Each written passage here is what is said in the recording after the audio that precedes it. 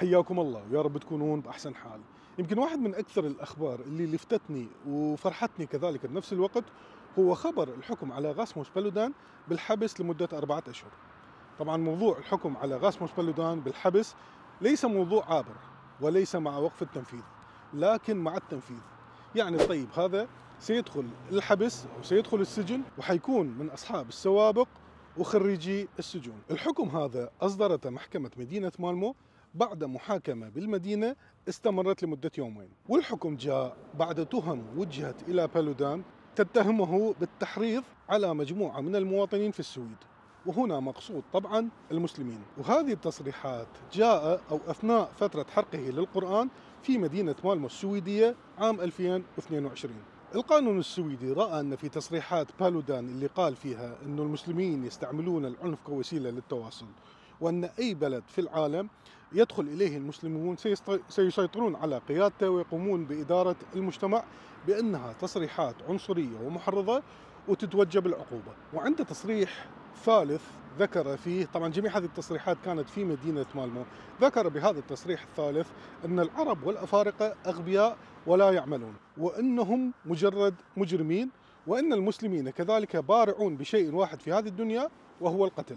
طبعا بالودان أنكر جميع هذه التهم الموجهة إليه، وذكر أن هذه التصريحات الجميع اللي ذكرتها قبل قليل كانت تستهدف الدين الإسلامي، وليست مجموعة عرقية أو مجموعة سكانية مقصودة تسكن في السويد. لكن الادعاء العام رفض هذا تبرير بالودان، وذكر لا، أنه تصريحاتك واضحة وصريحة وتستهدف المسلمين الذين يعيشون في السويد.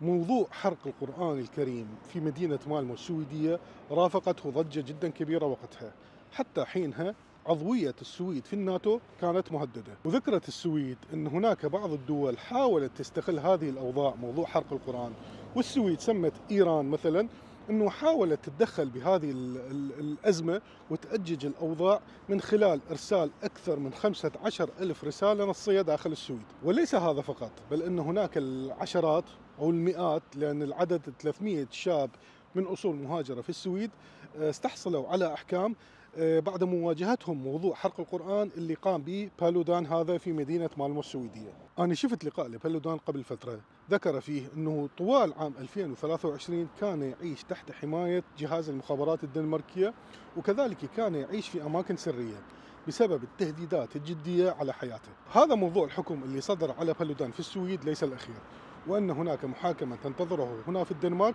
ستبدأ إجراءاتها يوم 12 من شهر نوفمبر الحالي، حيث أن عليه تهم تتعلق بالعنصرية والإساءة للإسلام والمسلمين. طبعا وبالنهاية أريد أعطيك تصريح ذكر بالودان هذا يبين لك عن تفاهة وسطحية وسذاجة وحقارة هذا الشخص في نفس الوقت. إلا تصريح يقول به أنه معدل أو نسبة معدل الذكاء في الصومال 68، بينما معدل نسبة الذكاء للغوريلا 69. وانت قيس من هذه التصريحات العنصرية اللي يدلي بها هذا الشخص المستفز. والحمد لله نال هذه العقوبة العادلة، وأتمنى كذلك ينال يوم 12 من شهرنا الجاري عقوبة مماثلة حتى يبطل من هذه الحركات الصبيانية المستفزة في الدنمارك وفي السويد. إن شاء الله ما يكون هذا لقاءنا الأخير، ويتجدد لقاءنا بأقرب وقت ممكن. نلتقي على الخير، حياكم الله.